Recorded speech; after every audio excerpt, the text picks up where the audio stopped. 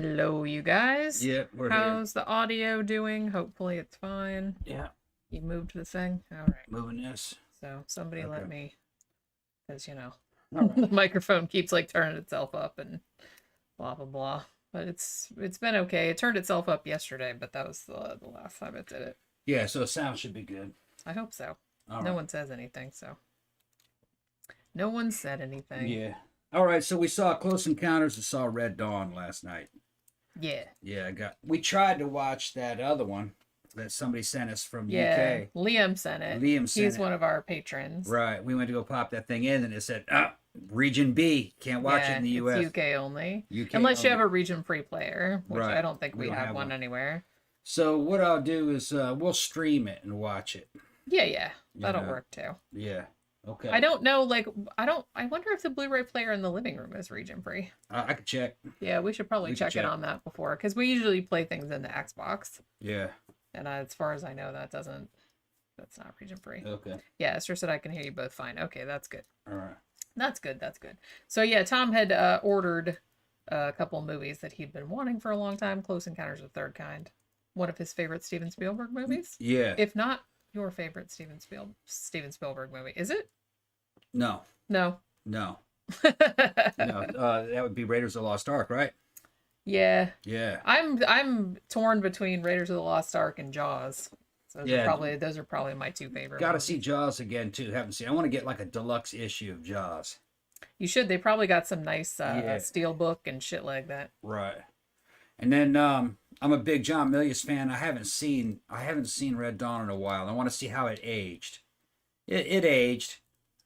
I must put It that way. did. It aged. It had a good story. We'll get to it when the time comes though. Yeah, because let's talk about Close Encounters first, Yeah. because that was the first one that we watched. Now, okay, so which version do we watch? Because there's 3 different versions. We watched the director's cut. we watched the director's cut. Okay. Right.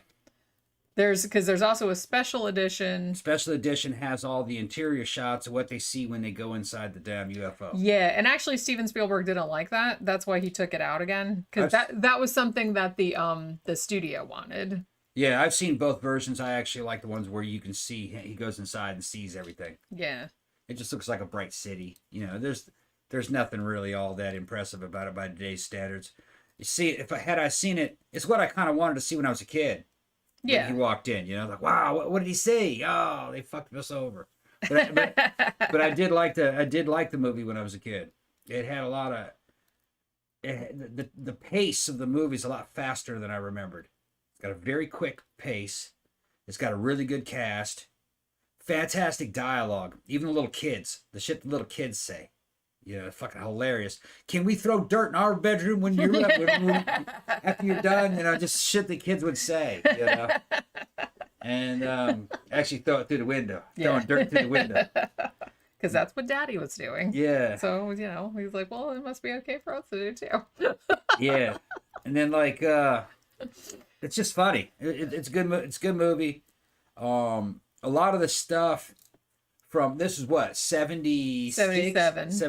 Yeah. A lot of stuff from 77, which seemed mysterious and like badass back in 77, is now a meme. Like ufologists. Yeah. They got the movie shows ufologists in a fucking very like high on the fucking totem pole. Like governments talk to them and shit. You know what I mean? The UN talks to ufologists, and they have a whole program to contact extraterrestrials and dudes in red jumpsuits that are ready to go aboard fucking flying saucers and get the fuck out of here. Cultural exchange and everything. Fucking supercomputers made to talk to fucking UFOs. It's cool. It's quite cool. I liked it. I liked the movie. Richard Dreyfuss is in it. And Dreyfuss was like the ultimate everyman back in the 70s. I mean, that's the way a lot of fucking just everyday dudes were like that, A lot of them.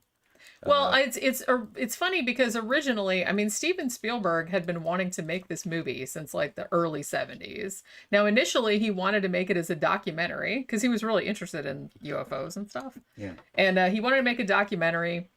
And then he was like, no, what I'm imagining is going to be like a lot more expensive than a documentary, so I have to make it into a feature film. But I guess he pitched it to a couple studios, and he wasn't like a real big famous. He'd made a couple movies by that time, but he wasn't like, super famous or anything. So they were just kind of like, yeah, no, we'll pass. So he kind of went through a few different iterations of it. Like there was one that I think was called Watch the Skies.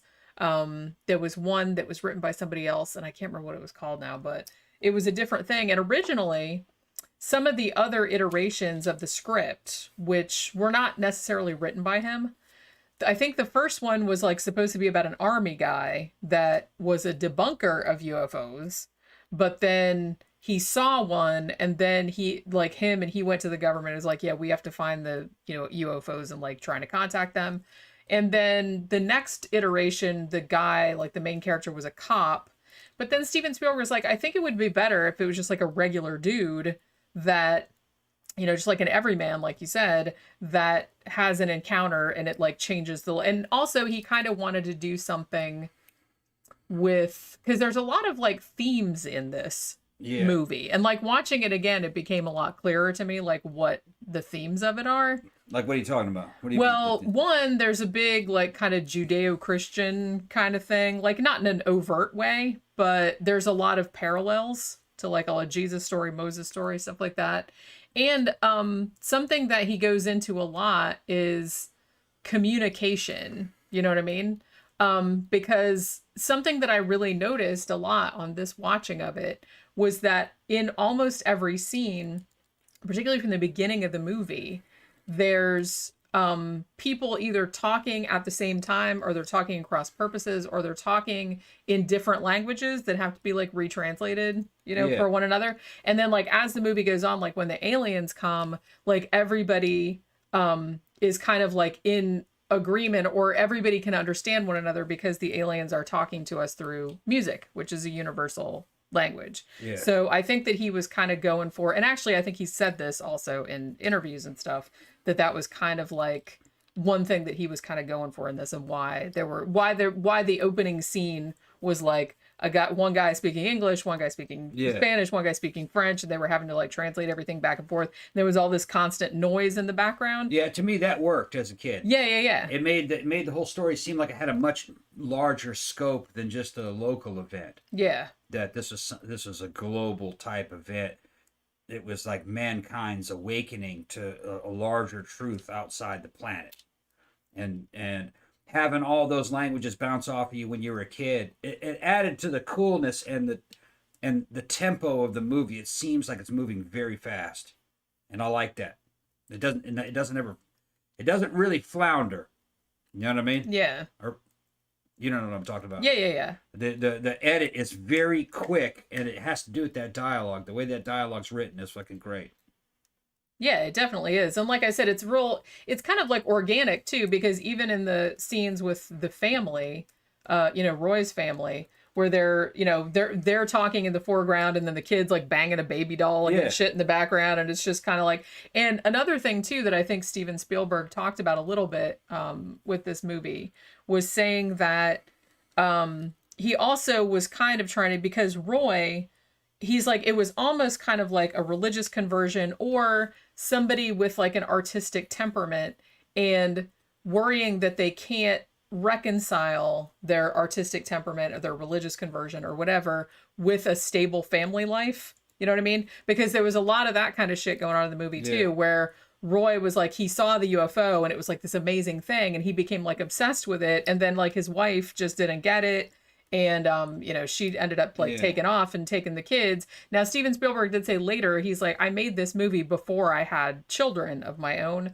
And he's like, nowadays, I probably wouldn't have made it that. I hate it when they fucking do that. That Roy had left his kids behind, like to go on the mothership. Yeah. But, he's like, I didn't have kids at the time. And that just seemed like, Yeah, well, that would have been the reality of it. Young guys were doing that. Yeah. And I hate it when these dudes kind of back up off of their damn artistic genius of when they were young. Now, that's what the priorities of a young man were. Yeah. And I remember, I'm from, that guy is like the generation, my dad's generation. They got married too young. They all divorced. True. That's really what that was about. They were waking up to a larger truth. And they were like, this really isn't me. And they fucking all got divorced. There was a huge wave of it. That's where all this single parenthood stuff that you have today, it's widespread. Well, it wasn't back in the 70s, but that was the beginning of it, though. Yeah, because like you said, I feel like it was pretty common for people in the 50s and 60s. Yeah, they were getting married at fucking 17, 18, 19, pretty 20. young, like just when they were out of high school or right out of college. Right. And they didn't know what they were doing. They were just doing it because that's where their parents and their grandparents got married like that. They weren't married on anything other than just basically kind of like convenience and physical attraction. Really, a lot of it for the girls was convenience, trying to get out of the house. Oh, yeah, big time. Because they were living with their parents. Yeah. So there was no... People need to shake this shit. People need to drop all this fucking high-minded bullshit. We were born because our parents were fucking.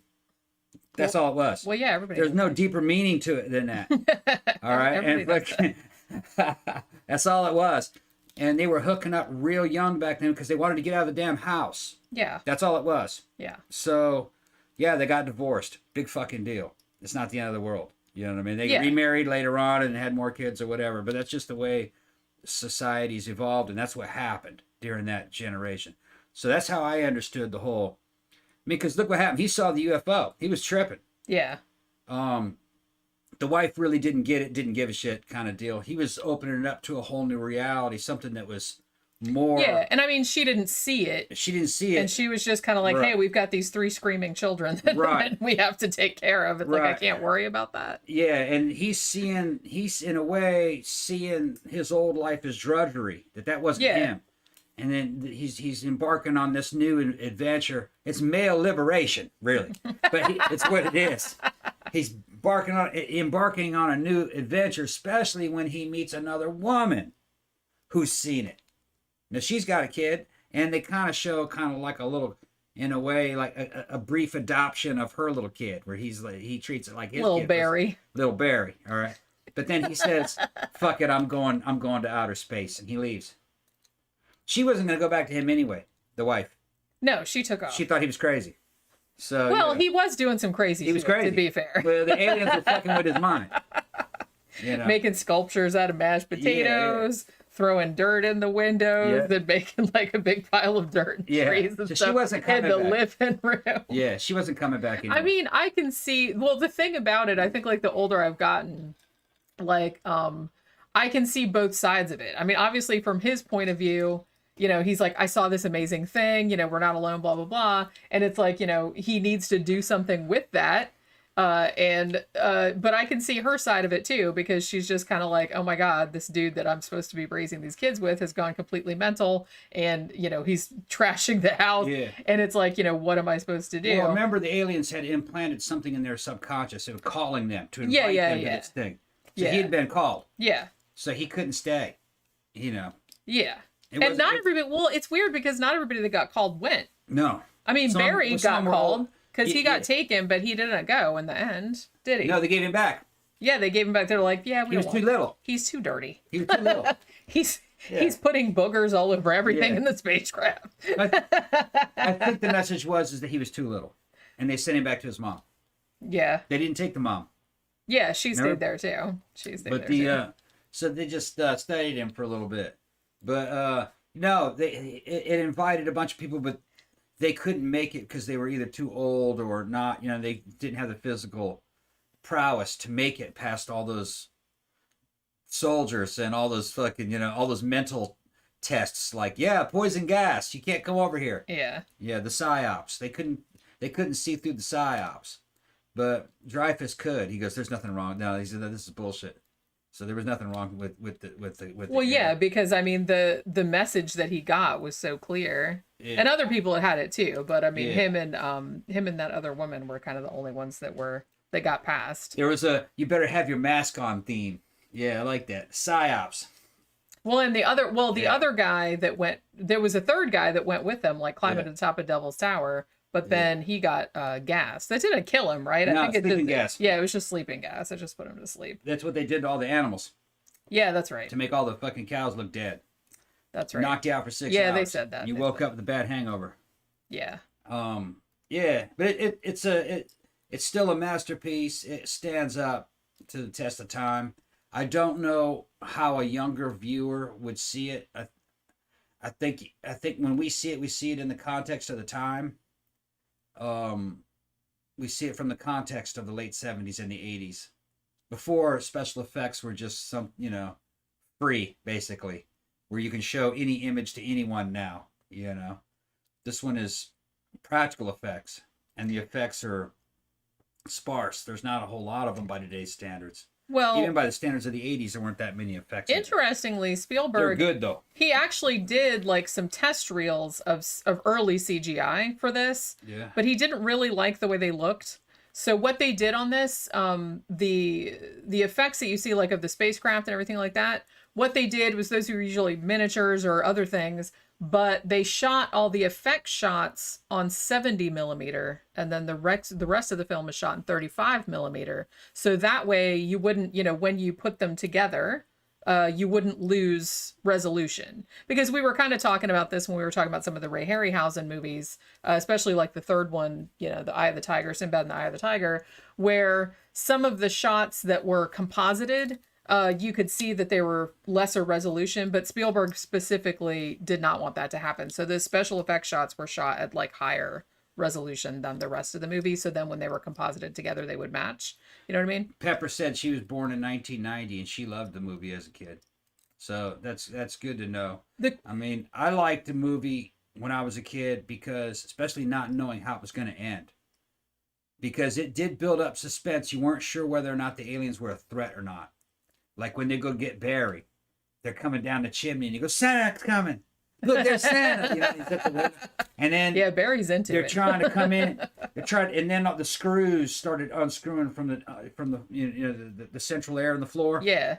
Screws started to come unscrewed like it was coming out, which is weird. You know what I mean? I guess it was just some kind of electromagnetic force coming through the house, doing weird shit, trying to get in there to get Barry. They pulled him out through the doggy door. They really, really wanted Barry. Yeah, they pulled him out through the doggy door using some kind of tractor bead. Yeah, but he wasn't scared though. No, he was. His mom was freaking out, obviously, as you would. But yeah, you didn't know really through the film. Like you kind of knew that they probably weren't a threat, but they were doing some things that seemed a little bit threatening sometimes. Yeah, well, they were jacking people's minds and giving them visions and abducting little kids, and they were giving back stuff. It was spooky. Sun came down. It was beautiful. It sang to me. That's what the old Mexican guy said out in the desert. And they were tripping over what he said. And then the lost fucking Navy air flight. Was it Flight 19? Flight 19, Flight 19. They gave all the planes back. Which I think we did a show about. They were all brand new. They all still had the calendars and the photographs in there. So they had been keeping them in some kind of temporal stasis. Where time wasn't flowing for them. One of the observers, when they started letting go and the crowd comes, when the crew comes out, he goes, they haven't aged a bit. I guess Einstein was right. That's not what that meant. I mean, you know what I mean? It didn't mean that they were traveling around. They were all the same age as they were when they were abducted. So they were somehow frozen in time once they were taken. Yeah. They must have put them in kind of like a time-stopping capsule. I don't think it would freeze them. They just stop time around them. That way they weren't aging very much after they took them. Yeah. That's how I understood that. Because they would have all, if they were doing time dilation like through Einstein, they would all be different ages when they came back. Right. They weren't. They were the same age they were when they left. So that means time was stopped for them. So they were just like keeping them in a keeping them on ice in a certain way. They were in the TARDIS. Wait. They were in the TARDIS. Time wasn't passing for them. It's like, ooh, they were partying with the aliens all that time. Well, the aliens were partying while they were kind of like... Yeah, because then when they came out, they were all from different eras. Yeah. Some of them were Victorians and stuff. And they weren't sure where they were. What the fuck is going on here? I was just like, going through my horseless carriage, and then all of a sudden... You were kind of nodding off. One of them that came out of there was a dog.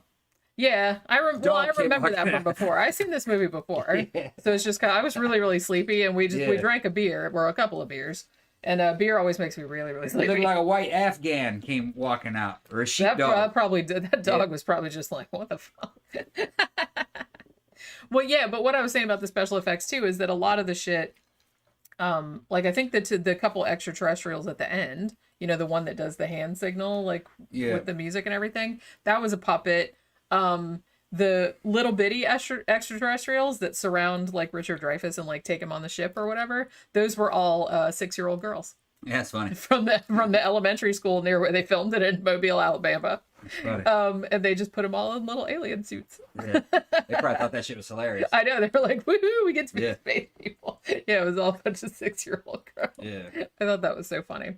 But yeah, so the thing about this is that this took a really long time. Like Steven Spielberg kept like tinkering with it. There were so many production problems, not so much because of the crew, but because Steven Spielberg said that he's like, the last 25 minutes of this were like the most difficult film that I ever edited because I couldn't.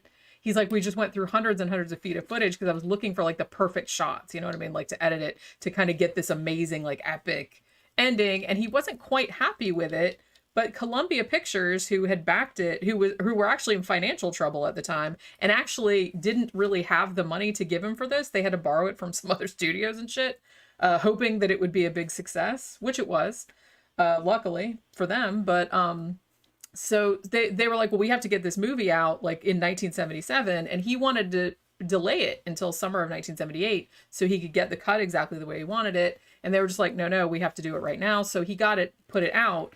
But then in 1980, Columbia said, okay, you can re-release it the way you want it, but with the stipulation that you have to put in scenes inside the spaceship. And Steven didn't want to do that because he's like, I wanted to keep it a mystery. Like, I like to keep it ambiguous. But they were like, well, that's the only way. He's like, because we need something else so we can resell it, you know, because we're re-releasing it. So we want something like that people have already seen it. So there'll be something different. Now, Dom he's saying that basically he was born in 81. He saw Alien and, what do you say? Alien and Predator, okay, before seeing Close Encounters. Yeah. So when he saw Close Encounters, it felt to 1970s-ish. And he really didn't give it much of a chance. He didn't really think much about it. Which, yeah, I think the context, the time, and the order in which things came out had a lot to do with it. Close Encounters, I think, was the first movie I ever saw about aliens. I saw it in the theater. My dad took me to see it. And then later, Alien 1. Yeah. And excuse me. No, later, Star Wars. Yeah, well, Star Wars and this came out the same year. Yeah, okay. Then Star Wars, I think I saw after this. And then I think Alien 1 came out after that. Yeah, that was 79. And when you saw them in that order, you saw two friendly movies about... You saw this one, which was cool, and then Star Wars, which even topped it. You know, it topped it. Oh, yeah, that was the ultimate space movie. And then your dad takes you to see Alien, and that shit fucks you up. Oh, shit. The chest bursters and these fucking monsters. I thought the aliens were nice. Damn. So it threw a whole nother spin on it. See? Yeah, it was fucking badass. But the thing about it though is that... And then The Thing.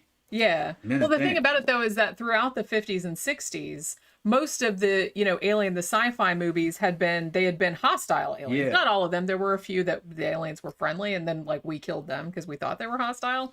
So, but this one was actually one of the big ones where the aliens coming to Earth, even though initially their motive wasn't clear, maybe it was kind of threatening, but it ended up being like a really cool, like awesome experience and everybody was like super into it. So it was like a really positive, you know, it was like the aliens coming to Earth and being, hey, you guys are finally cool enough to like fucking hang with us. Yeah. And it's kind of one of few movies that's like that, really. And then I feel like after this came out, then it went all like hostile aliens again. Khan says the first movie about aliens he ever saw was Alien 1. He was 8. He says you can imagine what that happened there. Yeah. I can't imagine seeing that as an 8-year-old. Yeah, I would have. Yeah, I still would have loved it.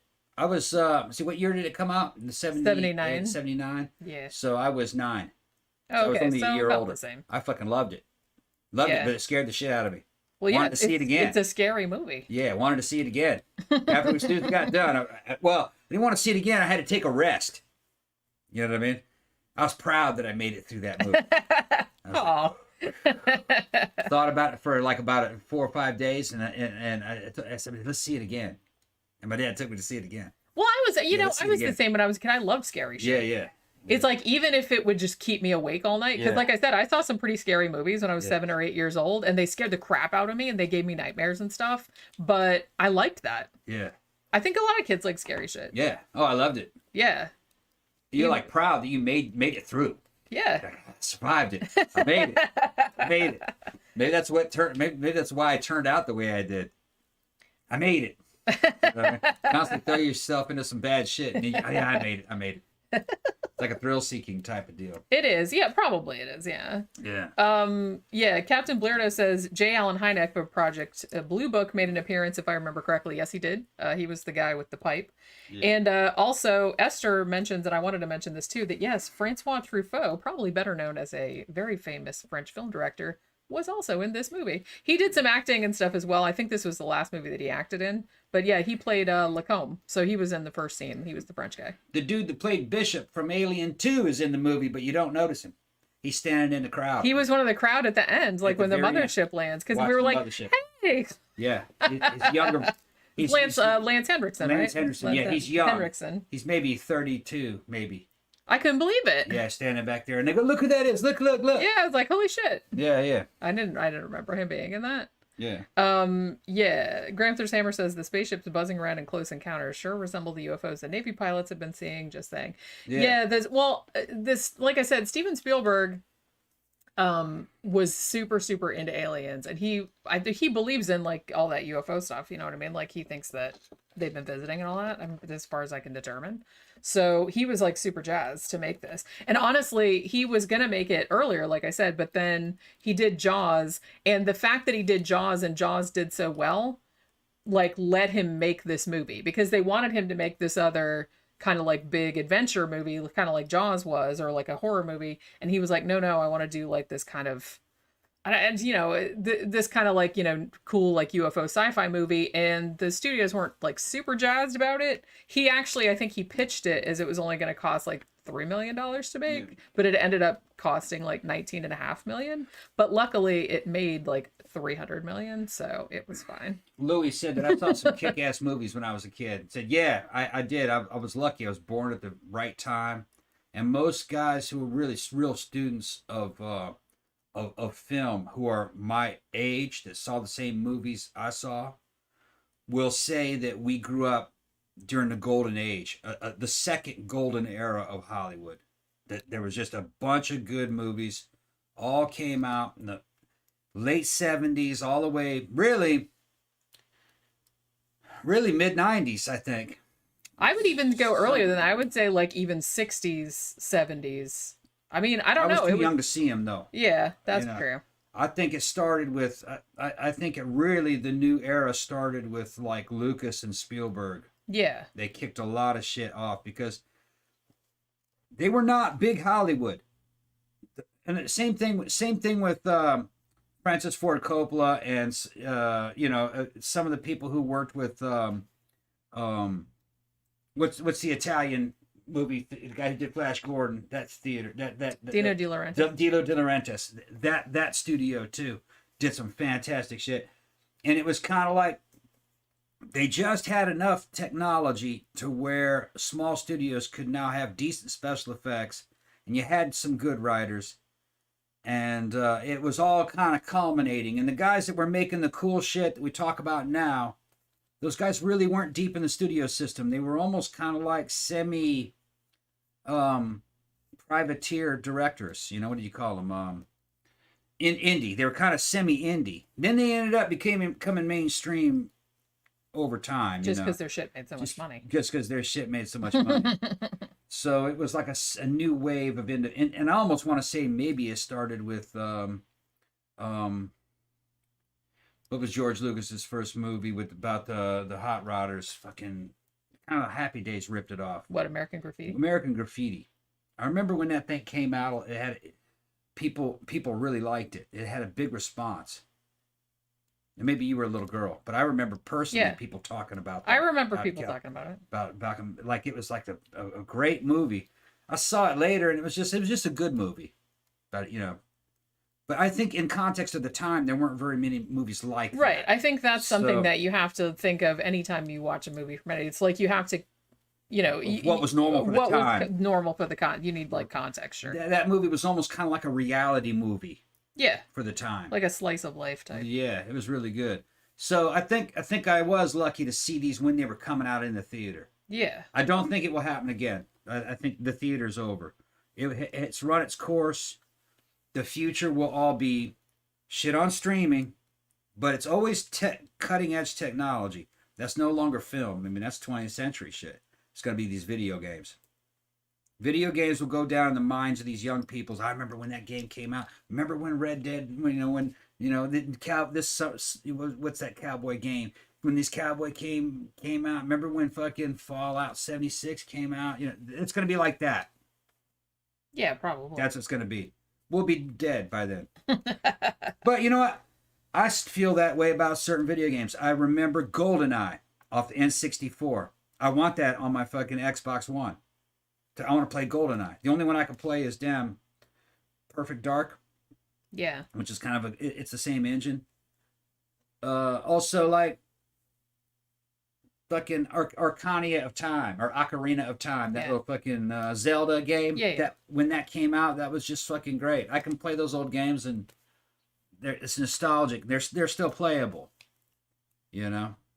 So in a way that's like a movie. Yeah. So I didn't really get super into gaming back then. I liked, Castlevania and Metroid and stuff like that and Zelda. Yeah. But Metroid didn't age real well, though. It's not as playable. They weren't 3D. Yeah. And as soon as it made the leap into 3D, like on the N64, some of the very first, like Shadows of the Empire, which is an old Star Wars game that was 3D, fucking Doom, and those are all real playable. I got some of the old Dooms. Doom 1, Doom 2, Doom 94, whatever it is, or 97, and you can still go through them and play them. They're fun. And it's like watching an old movie. It's a movie-like experience in a way. Yeah. You know what I mean? Yeah. Like when you see a movie, you get a certain feeling of it. You know what I mean? It's yeah. like that. Especially GoldenEye. 007 GoldenEye. Yeah. Yeah, I've just see other people play it. I'm like, man, I want to play that game. I think you only play it on PC, though. Yeah. Con of Athlon says laser blast anyone. Holy shit. Yeah. That was the one with the turtle aliens with butt pods. Yeah. Which was a strange choice for the puppets, but okay. Yeah, that was on Mystery Science Theater, so I've seen it lots of times. I wanted to mention, too, that Douglas Trumbull was the visual effects supervisor on Close Encounters, and he was also doing the visual effects and the cinematography or whatever on the Andromeda Strain, which we talked about yesterday. And that was a total accident that we did that. Small world, isn't it?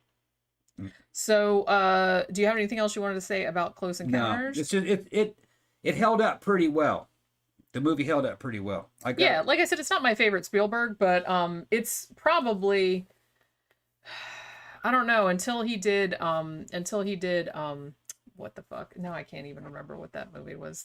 Which one? He did later, the Nazi concentration camp one. Schindler's List? Schindler's List, thank you. Jesus Christ, I couldn't think of that. Until he did Schindler's List, I think this was probably like his most personal film, like his kind of passion project. And I think other than this and maybe AI, I think these are the only ones that he actually wrote and directed. Yeah. You know what I mean? I think it was because I think like a couple other dudes like took a crack at his idea, like at the script, but I think he ended up writing it because it wasn't coming out the way he wanted. So, and like I said, he had kind of final cut, but I think that from what I could determine of all the different versions, they're called different things. We watched the director's cut, but I think the collector's cut or collector's edition or something is the closest to what he wanted, he said. I bought the 4K Blu-ray. It's a 4K and a Blu-ray. It's I think it was $20, and it comes with a third disc that has extras on it I haven't seen yet. I think it was $20. It was worth it. I don't have a 4K player, but I probably will. A 4K TV, I'll probably have one. I mean, eventually we'll get one. Eventually, But for the money, you just spend an extra $2 and you get all those extras. That'd be the way to go. It does hold up. If you're nostalgic for the movie, if you liked it, you saw it when you were a kid, it's worth watching. And I had forgotten how funny Richard Dreyfuss was. If you've never seen it, it's worth watching. Yeah. I mean, he's a great character. Like Yeah. it's just like watching him like playing with the trains with his kids shrieking in the background. It's just no, I don't know. There was just something really funny about that to me. You'll never really capture the spirit of 1977. This movie is the first time the UFO phenomenon is talked about from this point of view with seriousness. So it was kind of like a very big deal. It was the first movie like this. Later on, you had other shit coming out like Signs, and it's commonplace now, these kind of themes, but not in 77. This is like, it was either a sci-fi movie with fucking flying saucers or War of the Worlds, or it was something like the old version of The Thing, or some cheap things where you're being attacked by a rug monster. You know exactly what I'm talking about. Well, yeah, because I just watched that the other day. The Creeping Terror. I'm looking at you. Black and white, fucking 1950s teenagers running away from a goddamn carpet. Out in the woods, out back in LA. It was like 5 or 6 people under a carpet. Yeah. With like kind of a front. And I thought it was really funny because this monster eats people, but the people kind of have to crawl into its mouth for that to happen. Because yeah. That's usually what you're dealing with. So you could, like I said, MST did it. They were just like, if you could help me out by crawling in here, thanks. Yeah. You know what I mean? Because you could tell that's exactly what was going on. Yeah. It's like a bunch of people under a bunch of rugs. It's so fucking funny. All right, let's move on to Red Dawn. Yeah. Red Dawn, 1984. I saw this when it came out. I liked it when it came out, but I wasn't like super impressed with it at the time. I just thought it was just another cheesy kind of 80s action-y type movie with Patrick Swayze and who else was in Mr. Tiger Blood. Charlie Sheen. C. Thomas Howell. Yeah. Jennifer Grey. Yeah. Leah Thompson from although this was right before she did Back to the Future. Yeah. And it's about World War III.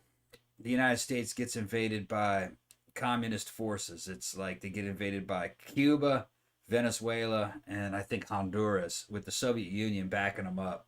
And they take a pretty good part of the United States before the attack stalls out and there's like an occupied zone.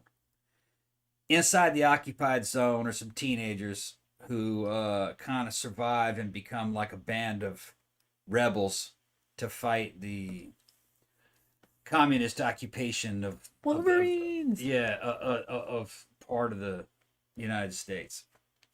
I didn't know it at the time. This is a John Milius movie. He directed it, fucking produced it too. Well, the thing about it is this is actually originally it was not his script. Okay. There was a guy, I think his name was Kevin McCarthy or something like that. And interestingly, his idea for this movie originally was supposed to be like kind of this gritty indie film about, it was supposed to be, I think it was a Soviet invasion of the United States, but it was supposed to be about kids, not teenagers. I think it was called 10 Soldiers or something. 10 Soldiers, I think it was called. And it was a bunch of kids and they were going to fight back against it, but then they would start turning against each other. So it was going to be like a Lord of the Flies type of thing. Yeah. But the studio was like, okay, well, we bought that script, but it's like, no, let's make it like Teenage Rambo instead. Yeah. At which point they gave it to John Milius. Yeah. And he sort of rewrote it and shit. Although the way it came out, he was like, from what I could determine, like some of the quotes that I read about it, he's like, it kind of went in a direction that he didn't like love anymore. Yeah. But you know what I mean? Yeah, it's, what's a good way to, it's worth revisiting. It's worth watching. If you've never seen it, it's a good watch. It was an expensive movie. All practical effects. They blew up They blew up a lot of shit for this movie. This is in a time when you couldn't get your hands on anything Soviet. So they had to mock up American tanks to look like Soviet tanks. Yeah. And helicopters to look like Soviet helicopters. They try to make it look like a Hind helicopter. They blow a lot of shit up. They knock a lot of shit over. It's got the story's kind of basic. But what Milius did is he's tried to tell the story in an epic way. As if it's an epic, legendary tale of fucking legendary heroes. And it's also kind of a little bit like a how-to manual, very much like what Conan 1 was, except it was in a little bit more modern terms. It's kind of lesson based. Each character kind of has certain attributes, and they show you what happens to you if you're like that, which is kind of cool. That's kind of the way Conan was. It's not as epic or elegant as Conan. No way. Yeah, I mean, I had seen it when I was a kid. Like, you know, I saw it when it came out or the year after it came or the year it came to cable, whatever. So I was probably like a teenager. And I didn't love it. I was just kind of like, oh, okay, whatever. Like, I think my brother kind of liked it more because he's like, oh, yeah, he stopped blowing up. But then I never really watched it again. So, like, watching it again, it's like inelegant is a good way of putting it. Yeah, it's not an elegant Like, the movie. editing is kind of clunky. And I feel like there wasn't really. I didn't realize that, like, the invasion starts, like, immediately. Yeah. So you don't really get a lot of time with the characters before the invasion to sort of get to know them. It just pretty much the invasion happens, and then it just goes from set piece to set piece. I'm going to say it wouldn't help. You know why? Because the characters are not realistic. Each one is an epic archetype. That's true. So there's nothing to know. That each one is almost like something out of the Bible. Here's Ham. Here's Abraham. You know what I mean? Here's Lot. Here's Cain. They're already archetypes. Okay. The son of the politician is the traitor. What happens to the traitor? He's killed by his own friend. Yeah. Justice served. Okay. The other guy, his parents killed by the communists. He's fueled by hatred. Every person he kills, he fucking puts his notches on his belt. An experienced soldier tells, boy, that fucking hatred's going to burn you up. He kills a lot of enemies. In the end, he decides to challenge a Hind helicopter, which blows him into fucking bits. That's a lesson. Yeah. You know, if hate can fuel you to kill a lot of enemies, but it'll also fuel you to fucking attack something that you have no chance of to fucking... do some dumb shit. Yeah. Okay. Everything's like that. You know what I mean? There's girls, but... They get mad when you tell them to wash dishes. They say we're more than that. We can fight too. So they become fighters. So they're both kind of like what was it? Valeria. One of them tried to be like Valeria from Conan, remember, and get with the pilot. Yeah. But he got killed. She says, "I will never love anyone again." And the other guy says, "Well, if you don't love anybody, there's no reason for you to be here on this planet anymore." Later on, a few scenes later, she's fucking cut down by a helicopter. You didn't notice all that stuff? Yeah. Yeah. It's all very kind of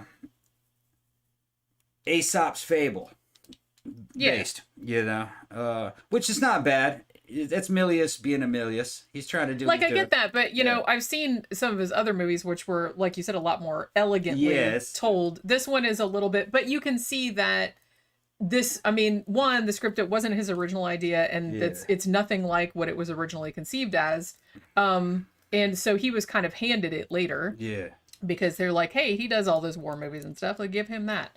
And so he kind of sort of tried to put it in the way, but I don't know. I kind of feel like somebody mentioned earlier that Patrick Swayze and Jennifer Grey were in this, and then they were both in Dirty Dancing 3 years later. And I heard, I don't know if this is true or not, but I heard that they kind of hated each other because they met on this movie on Red Dawn, and then they hated each other, and then they had to work again on Dirty Dancing. And I think that when Patrick Swayze got cast and they were going to cast Jennifer Grey, he's like, oh, hell no.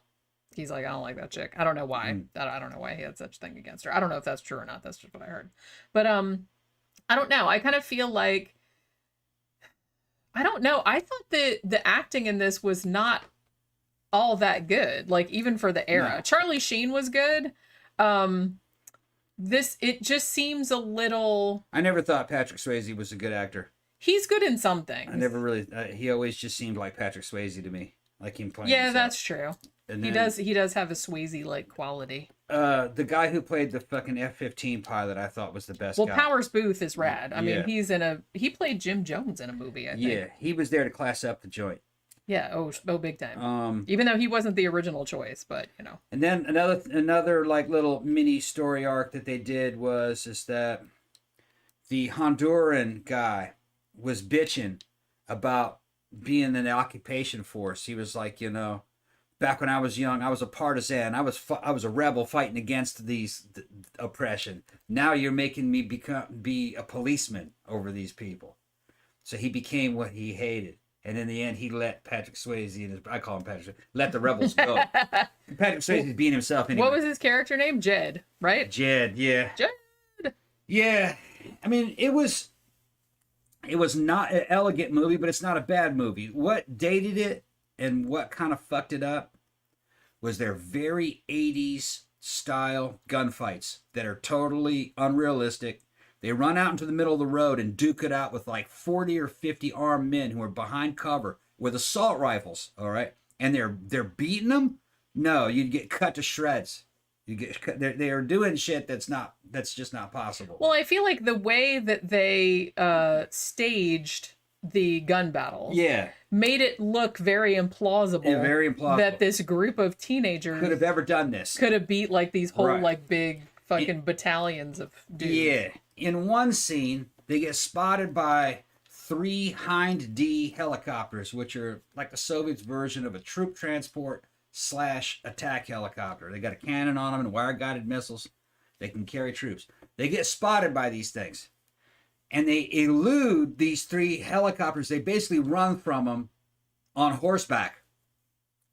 And I was in the bathroom and he came out. I came out of the bathroom and he said, "You can't run away from..." No. You can't run away from helicopters on horseback. There's no way to escape a helicopter. He was really mad.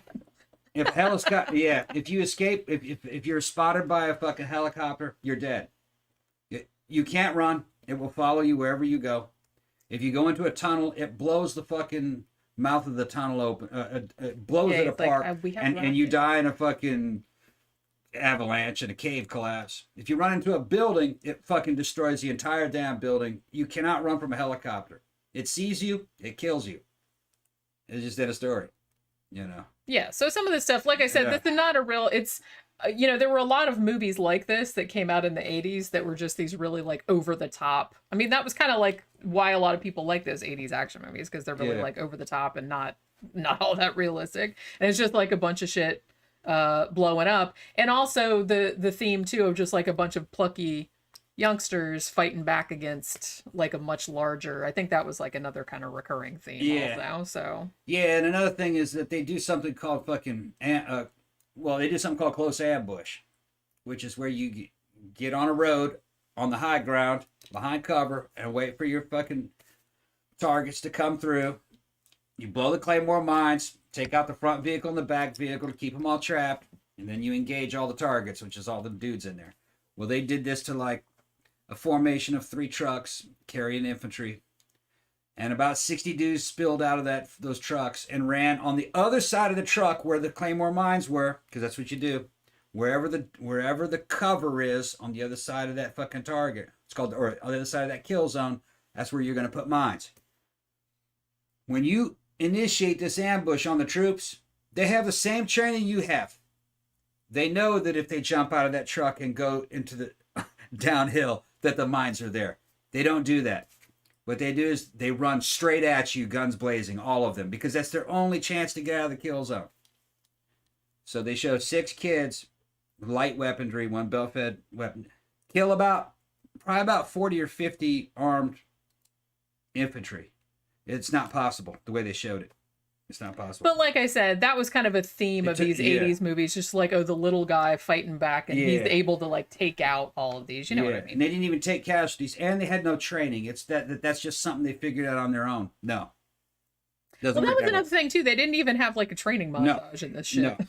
And it was just kind of like suddenly a month later, they know how to do all this. They all know. And they know how to do all this because they were hunters. Their dads showed them how to hunt. No, it doesn't work that way. Well, yeah, those are 2 completely different skill sets.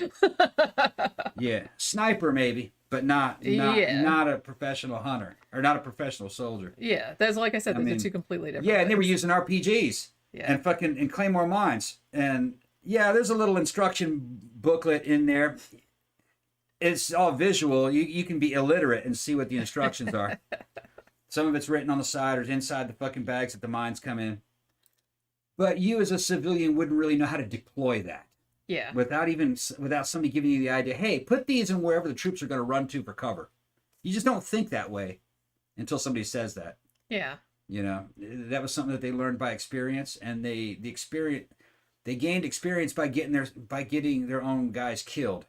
People die, you learn from it, and then you adapt. So it's not something that somebody with no experience thinks of, because they haven't been shot at or killed yet. Right. You know. Slasher Fred says, one of my favorite movies with Jennifer Grey is Ferris Bueller's Day Off. I agree. She was great in that because she was playing kind of a bitch.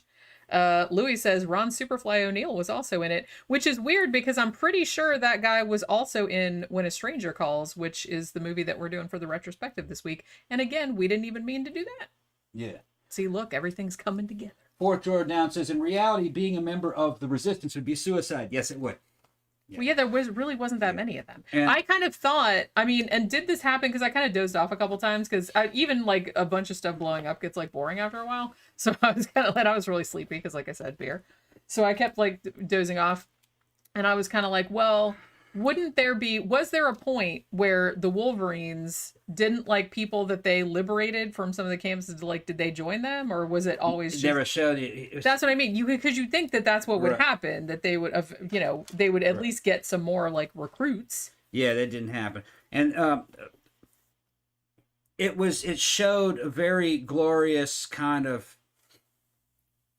They kind of showed a little bit what was happening in Afghanistan against the Soviets back in the 70s and 80s. But that wouldn't happen in the United States, because the Afghans were doing that against the Soviet Union because the United States was back there fucking supporting them. And there were special forces with them that were training them and pushing them to do that.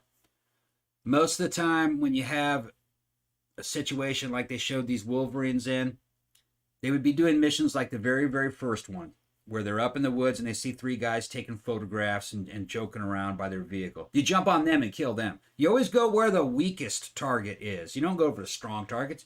You go for the weak target. Get your ass shot off. Yeah. All right. Most civil wars, most wars of resistance are not rebels fighting armies. No. That's just what you saw on television. They don't want to tell you the truth. The real truth is it's rebels fighting the normies. You got one army telling the civilians how to act. You got the rebel army punishing the civilians for obeying. So what the Wolverines really would have been doing is going to like American people's houses and saying, you sided with the Soviets, you sided with the commies, and then you go out there and you kill him, and then fucking leave his head sitting on the front porch and write the word traitor above it. And what you're trying to do is you're trying to make it so the normies or the civilians cannot side with the Soviets. If they do, they fucking die. That's what all these ISIS guys and all these rebels and fucking terrorists, you call them terrorists, they call themselves just fighters, That's what they're in Iran. What they're doing is they were going after other in Iraq, they were going after other Iraqis for siding with the Americans. That's what most of it is. 99% of it. Well, yeah, because like it's why like fight that army? What? Yeah, there's because no if there's only like army. fucking 6 of you. Yeah, it's civilian versus civilian. It's not civilian versus army. Dom the Bomb is talking about, a couple people have mentioned Near Dark. Yes, I want to actually review that one of these days because that's a really good, like, kind of underrated vampire movie. And I think I put it on the list a couple times, but it never won the poll. But we'll eventually get to it because that's definitely one that I've been wanting to do for a long time. So yeah, what else do we have to say about Red Dawn? Anything? A decent movie, but you have to understand the limitations of the time. Is it one of Milius's best? Fuck no. Yeah, I found it a little cheesy. No, yeah. Actually, it's a lot cheesy. You want to see Apocalypse Now, which he was involved in that, and you want to see Conan 1, and you want to see Jeremiah Johnson. Well, yeah, those are some of the best movies that he's done. I mean, you could kind of tell that this one wasn't his, like, a project that he was like really, really passionate about. Yeah. Jeremiah Johnson is gorgeous. That is an elegant, fucking badass movie about a dude surviving up in the mountains, trying to get along with the Indians. He ends up in a personal war against the Crow Indians. That's a good fucking movie. Eating some livers along the Liver way. eating motherfucking Johnson. The only man to literally kill a motherfucker with another motherfucker. Cut a dude's leg off and beat the other dude to death with the leg, and then gnawed on the frozen leg all the way walking home over 100-something miles. I love that story so That's much. liver eating Johnson. Came up against him. He was a cannibal. He was a cannibal. Yeah. But they don't discuss that in the movie Jeremiah John. They don't mention he was a cannibal. But that's like the coolest thing about him, though. Yeah. Or like the most interesting thing. Well, you know, he married an Indian woman. He went Indian, what they call it. And Yeah. Indians ate each other's livers for strength and bravery, you know, and to desecrate the fucking dead enemies, you know. You had to go to the happy hunting grounds without your liver.